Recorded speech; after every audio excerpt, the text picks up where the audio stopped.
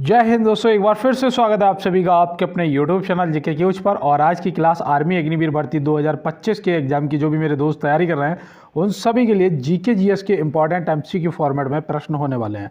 और मैं यहाँ पे आपको बता दूं कि आज आपको 30 प्रश्न मिलने वाले हैं जो कि आपके लिए काफ़ी इंपॉर्टेंट प्रश्न साबित होने वाले हैं। और ये आज का क्लास नंबर 15 है। इससे पहले की 14 क्लास आपको प्ले लिस्ट में देखने को मिल जाएंगी, तो एक बार आप प्ले लिस्ट को ज़रूर चेक कर लें। और चलते हैं अपने क्लास की तरफ। और एक बार सभी दोस्त कमेंट बॉक्स में जय हिंद जरूर टाइप करेंगे। एक बार सभी दोस्त कमेंट बॉक्स में जय हिंद जरूर टाइप करेंगे और उसके बाद करते हैं अपने प्रश्नों को स्टार्ट। तो बिल्कुल मैंने जय हिंद टाइप कर दिया है, आप भी कमेंट बॉक्स में एक बार जय हिंद टाइप करें और चलते हैं बिना किसी देरी के अपने प्रश्नों पे। और देखो यहाँ पे बेटा पहला ही प्रश्न दिया है कि वर्तमान लोकसभा अध्यक्ष जी कौन है। लोकसभा अध्यक्ष जी आपको बताना है कि वर्तमान कौन है लोकसभा स्पीकर। तो यहाँ पे आप क्या बताएंगे? तो बिल्कुल बेटा मैं यहाँ पे उम्मीद भी कर रहा था कि आपका जो राइट आंसर आएगा वो आएगा Shri Om Birla ji, option A. Shri Om Birla ji, option A यहाँ पे आपका राइट आंसर हो जाएगा। तो बिल्कुल दोस्त नोट कर लो। अब देखो यहाँ पे श्री अमित शाह जी हैं, ये भी आपको ध्यान में रखना है क्योंकि ये हमारे वर्तमान गृह मंत्री हैं। ये हमारे वर्तमान गृह मंत्री हैं, तो ये भी आप ध्यान रखेंगे, ठीक है ना। ये देखो पूछ लिए जाते हैं। और श्री हरिवंश नारायण जी जो हैं ये उपसभापति राज्यसभा, आप ध्यान रखेंगे। चलते हैं फिर अपने अगले प्रश्न की तरफ और देखते हैं हमारा नेक्स्ट प्रश्न क्या है। देखिए बेटा यहाँ पे दिया है भारी जल का रासायनिक सूत्र क्या होता है। किसका? भारी जल का। तो भारी जल का जो रासायनिक सूत्र होता है वो आपको ध्यान रखना है। देखो विज्ञान के जो प्रश्न हैं मैं आपको बता दूं आज की क्लास में बेटा आपको जो विज्ञान के प्रश्न हैं वो मिलने वाले हैं 15, ठीक है ना। और 15 आपके जीके के क्वेश्चन होने वाले हैं। तो यहाँ पे बिल्कुल बहुत अच्छे से पूरा मन लगा के आपको क्लास को देखना है और करना है। और यहाँ पे देखो भारी जल का जो रासायनिक सूत्र होता है वो होता है D2O, जिसे बोलते हो क्या बोलते हो? ड्यूटेरियम ऑक्साइड, है ना। तो ड्यूटेरियम ऑक्साइड या D2O, आप ऑप्शन बी ध्यान रखेंगे। यहाँ पे जो जल का सामान्य जल का जो रासायनिक सूत्र होता है वो होता है H2O। क्या होता है? H2O, ये भी आप ध्यान रखेंगे, ठीक है ना। और यहाँ पे देखो बेटा जो N2O दिया है ना, N2O दिया है, ये किसका होता है? तो याद रखना ये नाइट्रस ऑक्साइड का होता है, जिसे आप क्या बोलते हो? हास्य गैस बोलते हो। क्या बोलते हो? हास्य गैस बोलते हो। तो ये भी आप ध्यान रखेंगे। और ये आपका सामान्य जल का हो जाएगा H2O। तो बिल्कुल उम्मीद करता हूँ आपको समझ आ गए होंगे जो भी मैंने यहाँ पे आपको बताया है। और चलते हैं इसके साथ अपने अगले प्रश्न पे। देखिए बेटा यहाँ पे नेक्स्ट प्रश्न दिया है कि भारतीय सेना के सर्वोच्च सेनापति कौन होते हैं। भारतीय सेना के सर्वोच्च सेनापति कौन होते हैं? तो आप यहाँ पे क्या बताएंगे? याद रखना यहाँ पे जो हमारे राइट आंसर हैं वो हो जाएंगे राष्ट्रपति जी। कौन हो जाएंगे? राष्ट्रपति जी, ऑप्शन ए यहाँ पे आपके राइट आंसर हो जाएंगे। याद रहेंगे, नोट कर लो। देखो बेटा और भारत का प्रथम नागरिक कौन होता है? बताओ भारत का प्रथम नागरिक कौन होता है? तो वो भी हमारे राष्ट्रपति जी होते हैं। याद रहेंगे, नोट कर लिया। चलें अपने अगले प्रश्न पे। तो बिल्कुल बेटा देखो यहाँ पे नेक्स्ट प्रश्न हमारा है निम्नलिखित में से पीतल किसका मिश्रण होता है। पीतल किसका मिश्रण होता है? मैं आपको बता दूं आज की जो क्लास है ये बिल्कुल आपके आने वाले पेपर पर आधारित है। बिल्कुल आपको हूबहू पेपर में ऐसे ही क्वेश्चन देखने को मिलेंगे। तो पूरा क्लास आपको पूरी ईमानदारी के साथ में करना। और जो कहते हैं कि जो होगा देखा जाएगा, लेकिन उठाया हुआ कदम पीछे नहीं हटाया जाएगा, है ना। तो बिल्कुल और यहाँ पे पीतल किसका मिश्रण होता है? तो इसका बिल्कुल सिंपल याद रखना, तावा या जस्ता, या बोल सकते हो कॉपर और जिंक। तो तावा और जस्ता यहाँ पे ऑप्शन सी जो दिया है ये क्या हो जाएगा आपका बेटा? बिल्कुल राइट आंसर हो जाएगा। याद रहेगा तावा और टिन जो होता है ये किसका होता है? तो याद रखना ये कांसा जो होता है ना, कांसा का होता है। और तावा और टिन और जस्ता जो होता है ये तीनों मिलते हैं तो क्या बनता है? गन मेटल बनता है। क्या बनता है? गन मेटल बनता है। एक मिनट यहाँ पे मैं लिख देता हूँ, गन मेटल, ठीक है ना। तो ये भी आप ध्यान रखोगे। गन मेटल मतलब जो बंदूक होती है, राइफल होती हैं और ये तोप वगैरह होती हैं, इनके जो पुर्जे बने होते हैं वो याद रखना तावा, टिन और जस्ता के होते हैं। चलें अपने अगले प्रश्न पे। तो बिल्कुल बेटा देखिए यहाँ पे नेक्स्ट प्रश्न है कि निम्नलिखित में से मोनपा किस राज्य में भाषा बोली जाती है। भैया बताना है कि मोनपा जो है वो किस राज्य की मुख्य भाषा है या किस राज्य में बोली जाती है। तो यहाँ पे जो आपका राइट आंसर है बेटा वो क्या हो जाएगा? तो बिल्कुल मैं उम्मीद करता हूँ आप सभी यहाँ पे अपना राइट आंसर करेंगे। और यहाँ पे याद रखना बेटा जो मोनपा है वो आपकी अरुणाचल प्रदेश, ऑप्शन बी हो जाएगा सही जवाब। ये आपका सबसे पूर्वी राज्य है। ये आपका सबसे पूर्वीय राज्य है, ये भी आप ध्यान रखेंगे, ठीक है ना। और यहाँ पे आंध्र प्रदेश और तेलंगाना है ना, तेलंगाना और आंध्र प्रदेश ये याद रखना, यहाँ पे तेलुगु भाषा बोली जाती, कौन सी, तेलुगु भाषा, ठीक है ना। तो ये तेलुगु भी आप याद रखेंगे। राजस्थान में कौन सी भैया, तो राजस्थान में तो मेवाड़ी रहते हैं ना, तो मेवाड़ी भाषा याद रखना है ना। मेवाड़ी जो है वो कहाँ, राजस्थान से। और कर्नाटक से भैया कौन सी भाषा याद रखनी है, तो कर्नाटक से आप याद रखना कन्नड़ भाषा, कौन सी, कन्नड़ भाषा जो है ये आप कर्नाटक से याद रखेंगे। नोट कर लिया, बिल्कुल। मैं उम्मीद करता हूँ आप सभी को समझ आया होगा और प्रश्न का जवाब यहाँ पे अरुणाचल प्रदेश आपका हो गया है। और राजस्थान में मेवाड़ी रहते, मेवाड़ी भाषा, आंध्र प्रदेश तेलंगाना तेलुगु भाषा है ना, तो बिल्कुल। और चलते हैं इसके साथ में अपने अगले प्रश्न पे। देखिए बेटा यहाँ पे दिया है कि भारत में पाया जाने वाला सबसे विषैला सांप कौन सा है, कौन सा सबसे विषैला, तो भैया याद रखना ये भारत का ही नहीं, याद रखना यहाँ पे ये विश्व का भी है। और यहाँ पे जो ऑप्शन में किंग कोबरा दिया है, ऑप्शन ए, ये क्या हो जाएगा आपका राइट आंसर हो जाएगा। विश्व का पूछा जाए या भारत का, आप किंग कोबरा को याद रखेंगे, ठीक है ना। और यहाँ पे प्रश्न में भारत का पूछा है, किंग कोबरा सबसे सही जवाब हो गया। सबसे लंबा सांप या वजन में सबसे ज़्यादा, तो वो आपका अजगर, ये भी आप ध्यान रखेंगे, ठीक है ना। नोट कर लिया। और अगर क्लास पसंद आ रही हो तो एक बार सब्सक्राइब वाला यार बटन जरूर दबाना हो, थोड़ा सा शेयर कर देना दोस्तों के साथ में, और कमेंट जरूर करना है कि भैया फुल सपोर्ट हमारा, और लाइक वाला बटन सभी दोस्त प्रेस करेंगे, ये मुझे विश्वास है, क्योंकि मेरे जितने भी फ्यूचर फौजी मुझे देख रहे हैं उन सभी का इस बार सिलेक्शन होने वाला है ना। तो बिल्कुल दोस्त, एक बार आप भी मुझे सपोर्ट करो और लाइक वाला बटन दबा दो। देखो यहाँ दिया है, निम्नलिखित में से दादर नगर हवेली की राजधानी क्या है, दादर नगर हवेली की राजधानी क्या है। बेटा देखो आपके पेपर में राजधानी है, राज्यपाल और सीएम है ना, ये आपसे जरूर पूछे जाएंगे। अब यहाँ पे राजधानी से संबंधित आपसे पूछा है कि दादर नगर हवेली की राजधानी क्या है, तो याद रखना बेटा सिलवासा, ऑप्शन ए यहाँ पे क्या हो जाएगा आपका, बिल्कुल राइट आंसर सिलवासा हो जाएगा। सिलवासा याद रहेगा तो बिल्कुल। आप देखो यहाँ पे जो लेह है ये किसकी राजधानी है, तो ये भैया लद्दाख की है, किसकी, लद्दाख की है, तो ये भी आप ध्यान रखेंगे है ना। और एक चीज़ यहाँ पे और याद रखना, जो ये लेह है ना, जो ये लेह है वो आपको याद रखना बेटा, ये सबसे बड़ा ज़िला है, लेह जो है ये सबसे बड़ा ज़िला है, ये भी आपको ध्यान में रखना है। और यहाँ पे एक चीज़ याद रखना, जो कबरावती है ना ये किसकी राजधानी है, कबरावती जो है ये किसकी है, तो ये भैया लक्षद्वीप की है, किसकी, लक्षद्वीप की है, तो ये भी आप यहाँ पे ध्यान रखेंगे है ना। तो नोट कर लो कबरावती। तो चलें अपने अगले प्रश्न पे, और यहाँ पे दादर नगर हवेली की सिलवासा हो जाएगी, तो बिल्कुल। और बहुत अच्छे, इसी तरीके से आपको मेहनत करनी हो बेटा। यहाँ पे पूछा है विटामिन के का रासायनिक नाम क्या है, विटामिन के का रासायनिक नाम क्या है, तो आप यहाँ पे क्या बताएंगे।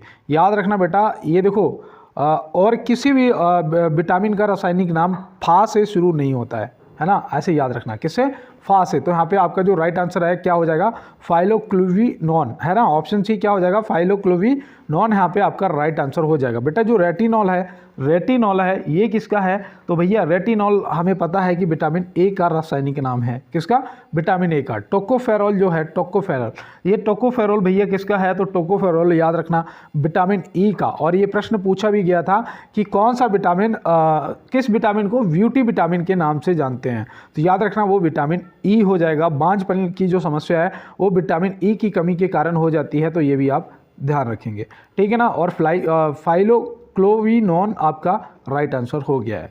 चलते हैं इसके साथ में अपने अगले प्रश्न पे। कहता है परिंदा खोल दे पंख मेरे, कहता है परिंदा खोल दे पंख मेरे, अभी और उड़ान बाकी है, अभी तो नापी है मुट्ठी भर जमी, अभी तो सारा आसमान बाकी है ना। तो बिल्कुल बेटा। और देखो मैं आपको बता दूं पढ़ाई के साथ साथ आप अपनी रनिंग पे भी विशेष रूप से ध्यान देना है, ठीक है ना। और रनिंग से संबंधित मैं कुछ ना कुछ ऐसा पॉइंट आपको क्लास की एंडिंग में जब आपके 30 प्रश्न हो जाते हैं तो मैं डेली कुछ ना कुछ ऐसा बताता हूँ जिससे आपकी रनिंग बहुत जल्दी और बहुत अच्छी होने वाली है ना। तो बिल्कुल क्लास के लास्ट में आप एक बार पॉइंट जरूर नोट करेंगे, सुन के तभी जाना है। देखो यहाँ दिया है कि निम्नलिखित में से प्रथम भारतीय एवरेस्ट विजेता कौन है, प्रथम भारतीय एवरेस्ट विजेता कौन है, मतलब कहने का मतलब ये है कि सबसे पहले एवरेस्ट पर कौन भारतीय पहुंचा था, तो आप यहाँ पे क्या बताएंगे। तो बिल्कुल याद रखना बेटा, यहाँ पे जो आपके राइट आंसर हैं वो हो जाएंगे लेफ्टिनेंट कर्नल अवतार एस चीमा, है ना। ऑप्शन ए यहाँ पे क्या हो जाएंगे, लेफ्टिनेंट कर्नल अवतार एस चीमा। ये आपको मैं बता दूँ ये पैरासूट रेजिमेंट के थे, किसके, पैरासूट रेजिमेंट से थे, तो ये भी आपको यहाँ पे ध्यान रखना है। ठीक है ना बेटा, नोट कर लिया। अब यहाँ पे याद रखना बेटा, अगर यहीं पे आपसे महिला पूछ ली जाती कि वो महिला कौन थी जो पहली बार एवरेस्ट फतेह किया था भारतीय, तो वो भी याद रखना बेटा, वो आपकी वछेंद्री पाल जी हो जाएंगी। कौन हो जाएंगी? वछेंद्री पाल जी हो जाएंगी, तो ये भी आप ध्यान रखेंगे। ठीक है ना बेटा, नोट कर लो और चलते हैं इसके साथ में अपने अगले प्रश्न की तरफ। देखिए यहाँ दिया है कोशिका विज्ञान के जनक कौन थे। कोशिका विज्ञान के जनक कब थे और इन्होंने कब खोज करी थी, ये भी आपको यहाँ पे बताना है। तो याद रखना बेटा, कोशिका विज्ञान के जो जनक थे हमारे, वो थे रॉबर्ट हुक। कौन थे? Option C, Robert Hooke. इन्होंने कब खोज करी थी, तो वो भी याद रखना। देखो ये प्रश्न काफ़ी इंपॉर्टेंट है और पूछ भी लिया जाता है। 1665 में। कब करी थी बेटा? 1665 में। तो ये भी आपको याद रखना है। अब यहाँ पे जो एंटोन डी वेरी दिया है ना, ये याद रखना, इन्होंने कवक विज्ञान की करी थी। किसकी? कवक विज्ञान की खोज करी थी। फंक ने किसकी करी थी भैया? तो फंक ने विटामिन की खोज करी थी। किसकी? विटामिन की खोज करी थी फंक ने। तो ये भी आप यहाँ पे ध्यान रखेंगे। ठीक है ना, रॉबर्ट हुक यहाँ पे क्या आपका राइट आंसर हो जाएंगे। चलते हैं इसके साथ में अपने अगले प्रश्न पे। देखो यहाँ दिया है, भारत में सबसे अधिक वर्षा वाला स्थान कौन सा है? भारत में सबसे अधिक वर्षा वाला स्थान कौन सा है? तो आप यहाँ पे क्या बताएंगे? याद रखना बेटा, वो हो जाएगा आपका मौसिनराम, ऑप्शन ए, है ना। ये कहाँ पड़ता है? तो वो भी याद रखना बेटा, ये मेघालय में पड़ता है। कहाँ पर? मेघालय में है। तो ये भी आप ध्यान रखेंगे, सबसे अधिक वर्षा होती है। और सबसे कम वर्षा वाला अगर आपसे पूछ लिया जाएगा तो याद रखना बेटा, लेह में सबसे कम वर्षा होती है। और लेह जो है वो सबसे बड़ा जिला भी है, ये भी आप ध्यान रखेंगे। क्षेत्रफल की दृष्टि से सबसे बड़ा जो जिला है वो लेह है। तो ये भी आप यहाँ पे ध्यान रखेंगे। चलते हैं इसके साथ में अपने अगले प्रश्न पे। देखो यहाँ दिया है, किस विटामिन की कमी से खून का थक्का नहीं जमता है? तो भैया आपको बताना है यहाँ पे, किस विटामिन की कमी से ब्लड जो है उसका थक्का नहीं जमता है, खून का थक्का नहीं जमता है। तो मैं आपको बताऊँ, वो विटामिन आपका हो जाएगा विटामिन के। कौन सा? विटामिन के आपका राइट आंसर हो जाएगा। याद रहेगा, फ्लिकोनोन इसका वो क्या था? फ्लिकोनोन जो इसका था वो रासायनिक नाम था। तो ये भी आपको यहाँ पे याद रहेगा। और चलते हैं इसके साथ में। और यहाँ पे देखिए, विटामिन बी की कमी से बेरी रोग होता है ना। बेरी रोग जो है वो कौन सी विटामिन की कमी से होता है? विटामिन बी की कमी से होता है। सी की कमी से क्या होता है? स्कर्वी होता है ना। स्कर्वी जो है वो किसकी कमी से होता है? तो वो विटामिन सी की कमी से होता है। तो ये भी आप यहाँ पे ध्यान रखेंगे। और रिकेट्स किसकी कमी से होता है, ये आप कमेंट बॉक्स में बताएंगे। देखिए यहाँ पे नेक्स्ट प्रश्न दिया है कि निम्नलिखित में से हवा महल कहाँ स्थित है? हवा महल, चार मीनार और हवा महल, ये हमारे पेपर में ज़रूर पूछा जाता है। अब यहाँ पे हमसे हवा महल पूछा गया है ना, तो हम क्या बताएंगे? याद रखना बेटा, ये जयपुर में। कहाँ पर? जयपुर में। तो ये भी आप ध्यान रखेंगे। जयपुर को और क्या कहते हैं? पिंक सिटी भी बोलते हैं। पिंक सिटी या गुलाबी शहर, है ना, गुलाबी शहर के नाम से भी जयपुर को जानते हैं। तो ये भी आप यहाँ पे ध्यान रखेंगे। ठीक है ना। यहाँ पे देखो, जो भोपाल दे रखा है ना, भोपाल दे रखा है, भोपाल से भी याद रखना, यहाँ पे भारत भवन स्थित है। क्या? भारत भवन। देखो ये भी याद रखना, भारत भवन पूछ लिया जाएगा तो आप बहुत ईजी तरीके से बता देंगे भैया भोपाल में है। यहीं पे अगर आपसे मैं पूछूं कि पुराना किला कहाँ है, बताओ पुराना किला कहाँ स्थित है, तो आप क्या बताएंगे? पुराना किला। तो याद रखना वो आपका नई दिल्ली हो जाएगा, है ना। नई दिल्ली में पुराना किला, है ना। ट्रिक से याद रखना, नई दिल्ली में पुराना किला याद रहेगा। भारत भवन आपका भोपाल, है ना। देखो ये भी भा से भारत और भा से भोपाल याद रहेगा, नोट कर लो। देखो ट्रिक के साथ में यार बताता हुआ चल रहा हूँ। और चलते हैं अपने अगले प्रश्न पे। देखिए यहाँ पे नेक्स्ट प्रश्न दिया है कि निम्नलिखित में से प्रतिरोध का एसआई मात्रक क्या होता है? किसका? प्रतिरोध का। तो देखो एसआई मात्रक आपसे इकाई जो है वो जरूर पूछी जाती है। तो यहाँ पे याद रखना बेटा, ओम जो है वो क्या हो जाएगा आपका? राइट आंसर ऑप्शन ए हो जाएगा, है ना। प्रतिरोध का एसआई मात्रक जो होता है वो ओम होता है। और भैया अगर यहीं पे आपसे मैं पूछता कि ऊष्मा का बताओ, ऊष्मा का, तो ऊष्मा का जो है वो आपका जूल हो जाएगा। और यहीं पे अगर आपसे पूछ लिया जाता कि भैया कार्य का बताओ, किसका? कार्य का, तो वो भी आपका जूल हो जाएगा, है ना, याद रखना। और चलते हैं इसके साथ में अपने अगले प्रश्न की तरफ और देखते हैं हमारा अगला प्रश्न क्या है। देखिए बेटा यहाँ पे पूछा है निम्नलिखित में से डूरंड रेखा किन किन के बीच स्थित है? डूरंड रेखा, डूरंड रेखा जो है वो ये आपको देखो विशेष रूप से ध्यान रखना है, क्योंकि आर्मी में जा रहे हो, फ्यूचर फौजी हो, आपको सीमाओं के बारे में तो पता होना जरूरी है ना। तो याद रखना भैया, जो डूरंड रेखा है वो भारत और अफगानिस्तान के बीच स्थित है। किसके? ऑप्शन सी भारत और अफगानिस्तान। सबसे कम सीमा रेखा जो है भारत किसके साथ में साझा करता है, अफगानिस्तान के साथ में। कितनी, 106 किलोमीटर सबसे कम, याद रखना बेटा। सबसे कम किसके साथ में, अफगानिस्तान के साथ में। और सबसे ज़्यादा बांग्लादेश के साथ में 4096 किलोमीटर। कितना, 4096 किलोमीटर आप ध्यान रखेंगे, सबसे ज़्यादा बांग्लादेश के। देखो यहाँ पे भारत और पाकिस्तान है ना, ये आप याद रखना, इसके साथ में रेड क्लिफ रेखा करता है। कौन सा, रेड क्लिफ रेखा। और भारत और चीन के बीच में मैकमोहन रेखा। कौन सी बेटा, मैकमोहन रेखा है ना, तो ये भी आप यहाँ पे ध्यान रखेंगे, ठीक है ना। नोट कर लिया, प्रश्न का जवाब यहाँ पे भारत और अफगानिस्तान सही जवाब हो जाएगा। चलते हैं इसके साथ में अपने अगले प्रश्न पे। तो यहाँ दिया है एक अश्व शक्ति कितने वाट के बराबर होती है। एक हॉर्स पावर जो है, देखो यहाँ इंग्लिश में लिखा भी है हॉर्स पावर, है ना। 1 horse power is equal to how many watts. तो आपको बताना है कितने वाट के बराबर। तो यहाँ पे आपका जो राइट आंसर है ना, वो याद रखना बेटा, वो ऑप्शन बी हो जाएगा, 746 वाट। कितना, 746 वाट। ऑप्शन बी यहाँ पे आपका राइट आंसर हो जाएगा। नोट कर लिया। चलते हैं इसके साथ में अपने अगले प्रश्न की तरफ। और 70वां प्रश्न है। देखो आप लोगों को मेहनत के साथ में दुआ की भी ज़रूरत। तो मैं यही कहूँगा कि हो सकता है मेरी ज़बान पे माँ सरस्वती विराजमान हो, और जिन भी फ्यूचर फौजियों के कान में मेरी आवाज़ जा रही है, उन सभी को इस बार 100% वर्दी मिलेगी। 100% बेटा, अगर आपका सपना पैरा कमांडो बनने का है तो पूरा होने वाला है। और बिल्कुल इसी जोश के साथ, देखो जो बनना है ना, मैं हमेशा कहता हूँ उसके जैसा बनो। पहले जो बनना है उसके जैसा बनो, वैसा एटीट्यूड लाओ अपने अंदर, सफलता आपके पास होगी। देखो यहाँ दिया है दुनिया का सबसे बड़ा महाकाव्य कौन सा है। दुनिया का सबसे बड़ा महाकाव्य कौन सा है, तो आप यहाँ पे क्या बताएंगे। काफ़ी अच्छा प्रश्न है, और मैं उम्मीद करता हूँ यहाँ पे मेरे जो भी दोस्त मुझे सुन रहे हैं सब इसका राइट आंसर करेंगे कि ऑप्शन ए महाभारत। दुनिया का सबसे बड़ा महाकाव्य कौन है, महाभारत। आप ध्यान रखेंगे। किसने लिखा था, ये भी देखो पूछ लिया जाता है, तो याद रखना बेटा, वेद व्यास जी ने। किसने, वेद व्यास जी ने लिखा था, तो ये भी आप ध्यान रखेंगे, है ना। रामायण को किसने लिखा था, तो याद रखना वाल्मीकि जी ने लिखा था। और सबसे पुराना जो वेद है, सबसे पुराना जो वेद है वो कौन सा है, तो वो आपका ऋग्वेद है ना। ये भी पूछ लिया जाता है। सबसे पुरानी स्मृति भी पूछ ली जाती है, जिसे बोलते हैं मनुस्मृति, है ना, मनुस्मृति बोलते हैं, तो ये भी आप ध्यान रखेंगे। तो बिल्कुल, और चलते हैं अपने अगले प्रश्न की तरफ। और यहाँ पे ऑप्शन ए आपका राइट आंसर हो चुका है। देखिए बेटा, यहाँ पे नेक्स्ट प्रश्न दिया है कि नाभिकीय रिएक्टर की खोज सर्वप्रथम किसने की थी। अगर आप लोग कहोगे तो मैं आपको इन क्लासों का और जो क्लासें हो चुकी हैं उनका भी PDF दे दूंगा, जिसका आपसे कोई भी चार्ज नहीं लगने वाला है, बिल्कुल फ्री PDF आपको मिलेंगी। उसके लिए आपको टेलीग्राम ग्रुप ज्वाइन करना होगा। अगर आप कहेंगे तो मैं इनका जो PDF है वो आपको सभी क्लासों का, जो भी अभी तक हमारी 14-15 क्लासें हो चुकी हैं, सभी क्लासों का जो PDF है वो टेलीग्राम पे दे दूंगा। तो बिल्कुल आप कमेंट बॉक्स में मेंशन करना। और यहाँ पे देखो प्रश्न दिया है कि नाभिकीय रिएक्टर की खोज सर्वप्रथम किसने की थी। बेटा, नाभिकीय रिएक्टर की खोज पूछा है कि सर्वप्रथम किसने करी थी, तो आप यहाँ पे क्या बताएंगे। याद रखना बेटा, राइट आंसर आपके एनरिको फर्मी, ऑप्शन बी हो जाएंगे यहाँ पे सही जवाब, है ना। और कब करी थी, तो वो भी यहाँ पे आपको याद रखना है बेटा, 1942 में। कब करी थी, पहली बार 1942 में। तो ये भी आप यहाँ पे ध्यान रखेंगे, है ना। तो बिल्कुल नोट कर लिया। चलें अपने अगले प्रश्न पे।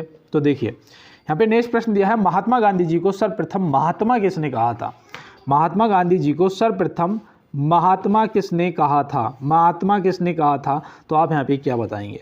काफ़ी अच्छा प्रश्न है, और मैं उम्मीद करता हूँ यहाँ पे आप सभी को इसका जवाब पता होगा कि भैया हमारे रविन्द्रनाथ टैगोर जी, ऑप्शन ए यहाँ पे क्या हो जाएंगे, सही जवाब हो जाएंगे, है ना। सुभाष चंद्र बोस जी ने इनको सर्वप्रथम क्या कहा था, तो वो भी याद रखना, राष्ट्रपिता बोला था। क्या बोला था बेटा, राष्ट्रपिता बोला था। तो ये भी आप यहाँ पे ध्यान रखेंगे। हमारे राष्ट्रपिता जो है महात्मा गांधी जी, जिन्हें सर्वप्रथम राष्ट्रपिता सुभाष चंद्र बोस जी ने कहा था।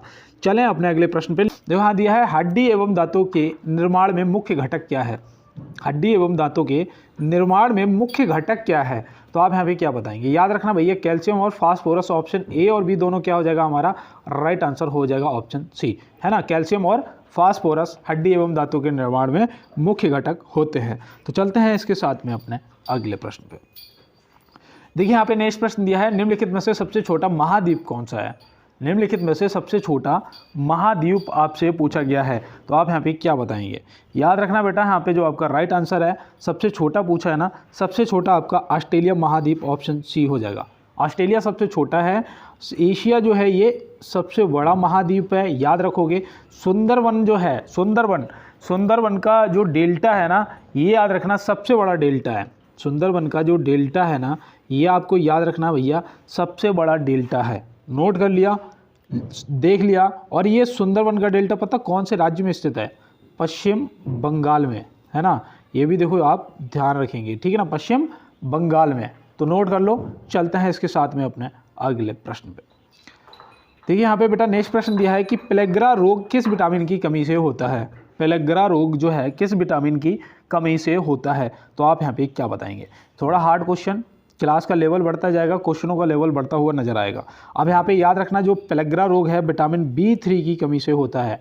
ऑप्शन बी यहाँ पे क्या हो जाएगा? B3। यहाँ पे आपका जो B3 विटामिन दिया है ये आपका राइट आंसर हो जाएगा, याद रहेगा। अब देखो यहाँ पे विटामिन C की कमी से कौन सा रोग होता है? तो भैया स्कर्वी होता है, अभी मैंने आपको बताया भी था।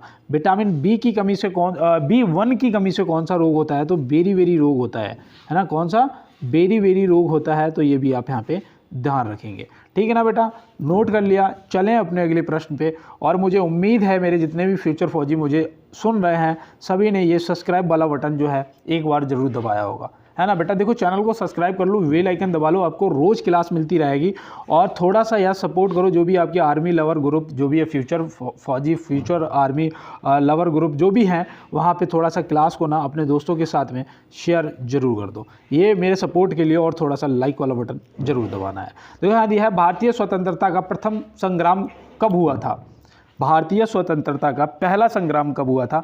तो देखो यहाँ से स्टार्ट करते हैं बेटा। ये हुआ था 10 मई 1857 को। कब हुआ था? 10 मई 1857 को। तो ऑप्शन सी यहाँ पे हमारा राइट आंसर हो जाएगा। कहाँ से भैया? तो वो भी याद रखना बेटा, मेरठ से हुआ था, है ना। सबसे पहले व्यक्ति थे मंगल पांडे जी, जो कि अंग्रेजों की 34वीं इन्फेंट्री बटालियन में थे। कौन सी?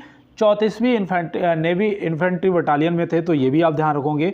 और जो विद्रोह हुआ था 1857 में सर्वप्रथम, वो याद रखना। उसका मुख्य उद्देश्य, मुख्य कारण क्या था? कारण ये था कि जो सैनिक थे उन्हें चर्बी युक्त कारतूस दिए गए थे, जो कि गाय और सूअर की चर्बी से बनते थे, है ना। जिसका विरोध किया सैनिकों ने और फिर विद्रोह कर दिया, है ना। तो आप ध्यान रखोगे। और ईस्ट इंडिया कंपनी जो है, ईस्ट इंडिया कंपनी 1600 में आई थी, जो कि यहाँ पे दिया भी है, ठीक है ना। तो चलते हैं इसके साथ में अपने अगले प्रश्न पे। देखो यहाँ दिया है वायुमंडल में कार्बन डाइऑक्साइड कितने प्रतिशत पाया जाता है? वायुमंडल में कार्बन डाइऑक्साइड कितने प्रतिशत पाया जाता है? तो आप यहाँ पे क्या बताएंगे? बहुत अच्छा प्रश्न है। और मैं उम्मीद करता हूँ कि यहाँ पे सभी दोस्तों को पता होगा कि भैया 0.03% से लेके 0.04% तक पाया जाता है। तो ऑप्शन ए यहाँ पे क्या हो जाएगा? राइट आंसर हो जाएगा, याद रहेगा। अब देखो यहाँ पे जो 0.0018% दिया है, ये कौन सी गैस है? तो ये होती है बेटा नियॉन। कौन सी? नियॉन गैस होती है, याद रहेगा। यहाँ पे जो 0.94% दिया है, ये भैया कौन सी होती है? तो ये आपकी आर्गन गैस होती है। कौन सी? आर्गन गैस होती है, ये आपको याद रखना है, ठीक है ना बेटा। और देखो आपकी जो ऑक्सीजन होती है ना, वो कितनी होती है? तो वो पाई जाती है 21%। आपकी जो नाइट्रोजन है वो कितनी पाई जाती है? तो वो पाई जाती है 78%, ठीक है ना। सबसे ज़्यादा नाइट्रोजन गैस पाई जाती है हमारे वायुमंडल में, है ना, याद रहेगा। यहाँ पे जो भी मैंने बताया नोट कर लिया। राइट आंसर ऑप्शन ए हो गया। चलें अपने अगले प्रश्न पे। देखो यहाँ पे नेक्स्ट प्रश्न दिया है कि ऑस्ट्रेलिया देश की राजधानी निम्न में से क्या है? काफ़ी देर हो गई, पढ़ते पढ़ते थक गए होगे, है ना। आपको एक वो सुना देते हैं, एक बढ़िया वाली कोई लाइन सुनाते हैं, है ना। और कहते हैं कि यूं बेवजह नहीं त्यागा मैंने दुनिया का मोह साहब, यूं बेवजह नहीं त्यागा मैंने दुनिया का मोह साहब, मेरे किस्से का हर एक किरदार गद्दार निकला, है ना। तो बिल्कुल दोस्त, जो भी मोह में फंसे हुए हो ना, कि भैया अगर मैंने उससे बात नहीं की तो वो मुझे छोड़ के चली जाएगी, है ना। अरे जिसको जाना है जाने दो। कहते हैं प्यार हो या परिंदा उसे आज़ाद छोड़ दो, लौट के आया तो तुम्हारा और ना आया तो कभी था ही नहीं, है ना। तो बिल्कुल दोस्त, ना आने की खुशी और ना जाने का गम, जब इस वाली प्रक्रिया पे चलोगे तभी बेटा सफलता के करीब पहुंच पाओगे। क्योंकि अभी जो समय है ना, वो लोगों को खुश करने के लिए आपको बर्बाद नहीं करना है ना। क्योंकि जब आपके पास पैसा होगा ना, पैसे का मतलब जब सैलरी मिलेगी ना 30,000 40,000 अकाउंट में महीने का आएगा, बहुत अच्छा तुम्हें भी लगेगा और जो तुम्हारे रिलेशन में हैं, जो आज तुम्हें छोड़ के चले गए आपके बुरे समय की वजह से, उन सबको तुम बहुत अच्छे लगोगे, है ना। क्योंकि यहाँ पे आप सभी को पता है कि दुनिया मतलब में ज़्यादा चौकस है ना। तो बेटा देखो ये सच्चाई है, लेकिन अगर किसी को इससे कष्ट पहुंचा तो उसके लिए माफ़ी चाहता हूं। लेकिन मैं यही कहूँगा दोस्त कि आपका समय आपको कैसे जीना है ये आप तय करेंगे, है ना कि कोई और आपके कष्ट या खुशी से किसी को कोई फ़र्क नहीं पड़ता है ना। अगर आप परेशान हैं तो इससे आपको फ़र्क पड़ेगा, आप अगर खुश हैं तो इससे आपको फ़र्क पड़ेगा, अदरवाइज़ किसी को नहीं। ठीक है ना दोस्तों, अपना जो समय है वो खुद पे खर्च करो। और यहाँ पे देखो प्रश्न में दिया है कि ऑस्ट्रिया देश की राजधानी निम्न में से क्या है। ऑस्ट्रिया देश की राजधानी पूछा है कि निम्न में से क्या है, तो आप यहाँ पे क्या बताएंगे बेटा। तो बिल्कुल मैं यहाँ पे उम्मीद कर रहा हूँ कि आप सभी तुरंत राइट आंसर करेंगे कि भैया ऑस्ट्रिया की राजधानी वियना है ना। अगर यहीं पे आपसे पूछ लिया जाता है कि भैया ऑस्ट्रेलिया की राजधानी बताओ, देखो ये ऑस्ट्रिया की पूछी थी, अगर ऑस्ट्रेलिया की पूछ लेता तो याद रखना बेटा कैनबरा आपकी हो जाती है ना। क्या हो जाती? कैनबरा आपकी हो जाती। सिडनी मत लगा देना, कई बार क्या होता है कई दोस्त गलती से सिडनी को टिक कर देते हैं, ऑप्शन में दिया भी जाता है, सॉरी, है ना, सिडनी को टिक कर देते हैं जो कि गलत हो जाता है। ऑस्ट्रेलिया की कैनबरा और ऑस्ट्रिया की वियना, याद रहेगा। काबुल बताओ बेटा, काबुल किसकी, अगर पता हुआ करे तो कमेंट बॉक्स में मेंशन कर दिया करो। ये अफगानिस्तान की राजधानी है, किसकी? अफगानिस्तान की। डाबलिन बताओ किसकी राजधानी है। डाबलिन जो यहाँ पे है वो किसकी है, तो याद रखना बेटा आयरलैंड की। किसकी? आयरलैंड की, है ना। तो ये भी आप नोट कर लेंगे। तो बिल्कुल मैं उम्मीद करता हूँ आपने नोट कर लिया होगा। और अगर यहीं पे मैं आपसे पूछूं कि बेटा तेहरान जो है, तेहरान ये किसकी राजधानी है, ये आज आपके लिए एक HW रहेगा जो कि आप कल मुझे कमेंट बॉक्स में बताएंगे। और चलते हैं इसके साथ अपने अगले प्रश्न पे। देखिए यहाँ पे दिया है एक समुद्री मील, जिसे नॉटिकल मील भी बोलते हो, है ना। नॉटिकल मील कितने किलोमीटर के बराबर होता है। देखो वैसे यहाँ पे याद रखना बेटा, जो हमारा जो एक मील होता है वो कितना होता है, वो 1600 मीटर के बराबर होता है, जो कि हम 4 राउंड मारते हैं आर्मी की भर्ती में, है ना। वो कितने होते हैं? 1600 मीटर के होते हैं, मतलब 1 मील होता है। कितना होता है? 1 मील होता है। अब यहाँ पे नॉटिकल मील पूछा है कितने किलोमीटर के बराबर, जिसे समुद्री मील भी बोलते हैं, जो समुद्र की लंबाई नापता है, समुद्र में नापता है, वो याद रखना वो होता है 1.852 किलोमीटर, है ना। तो याद रखना 1852 मीटर का, 1852 मीटर का याद रहेगा। तो यहाँ पे आपका ऑप्शन सी जो है राइट आंसर हो जाएगा। और जो 1600 मीटर का ये हमारा सामान्य जो मील होता है, याद रहेगा। चलें अपने अगले प्रश्न पे। तो यहाँ दिया है मनुष्य के अस्थि पंजर में कितनी जोड़ी पसलियाँ होती हैं। जो भैया ये हमारा चेस्ट होता ना, यहाँ पे पूछ रहा है कि इसमें जो अस्थि पंजर हमारा है, ठीक है ना, ये अस्थि पंजर जो है इसमें कितनी जोड़ी पसलियाँ होती हैं, कितनी जोड़ी पूछ लिया है। तो याद रखना भैया ये टोटल 12 इधर होती हैं, 12 इधर होती हैं, तो मतलब टोटल हो गई 24, और जोड़ी में पूछेगा तो 12, है ना। भैया टोटल 24 होती हैं, जोड़ी में पूछा है तो 12 हो जाएंगी, याद रहेगा। देखो यहाँ पे 23 जोड़ी गुणसूत्र होते हैं। जो गुणसूत्र होते हैं बेटा वो कितने होते हैं, तो वो याद रखना है यहाँ पे 23 जोड़ी, मतलब कि 46, है ना। कितने? 46 गुणसूत्र होते हैं। तो जोड़ी में पूछेगा तो याद रखना 23 जोड़ी, और वैसे 46, याद रहेगा। चलें अपने अगले प्रश्न पे। देखिए यहाँ पे दिया है इसरो की स्थापना कब हुई थी। किसकी? इसरो स्टेब्लिश, इसरो की पूछी है। तो इसरो याद रखना बेटा, ये तो बहुत इजी प्रश्न है, और ये प्रश्न में ज़्यादातर पूछा जाता है आपसे। याद रखना 15 अगस्त 1939 को इसरो की स्थापना, ऑप्शन बी यहाँ पे आपका राइट आंसर हो जाएगा। इसका मुख्यालय कहाँ है ना, इसका मुख्यालय कहाँ है, तो वो भी याद रखना बेटा, बेंगलोर में है। कहाँ है? बेंगलोर में है ना। तो ये भी आप ध्यान रखेंगे। और याद रखना इसरो का जो फुल फॉर्म हिंदी में होता है वो होता है भारतीय अंतरिक्ष अनुसंधान संगठन, है ना। तो ये भी आप ध्यान रखेंगे। चलें अपने अगले प्रश्न पे। देखो यहाँ पे दिया है निम्नलिखित में से वह कौन सा पक्षी है जो पत्थर कंकड़ सब खा जाता है। मुझे ना अभी थोड़ा सा फीवर आ रहा है और जुकाम भी बहुत तेज़ है ना। मौसम चेंज हो रहा है, मुझे पता है। सभी दोस्त लगभग बीमार, जो ग्राउंड में जा रहे हैं ना, जो ग्राउंड में वर्कआउट रेगुलर कर रहे हैं, उन्हें कुछ भी नहीं होने वाला, है ना। उन्हें कुछ नहीं होता है, मुझे भी पता है। लेकिन अभी मैंने भी वर्कआउट बंद कर दिया, रनिंग अभी नहीं पहुंच पा रहा हूं, तो मुझे ये थोड़ी सी समस्याएं घेर लेती हैं। जैसे ही रनिंग स्टार्ट कर दूंगा सारी समस्या खत्म। बताओ भैया वो कौन सा पक्षी है, तो वो शुतुरमुर्ग है भैया। ऑप्शन सी यहाँ पे क्या हो जाएगा, ऑप्शन सी यहाँ पे शुतुरमुर्ग आपका राइट आंसर हो जाएगा, याद रहेगा।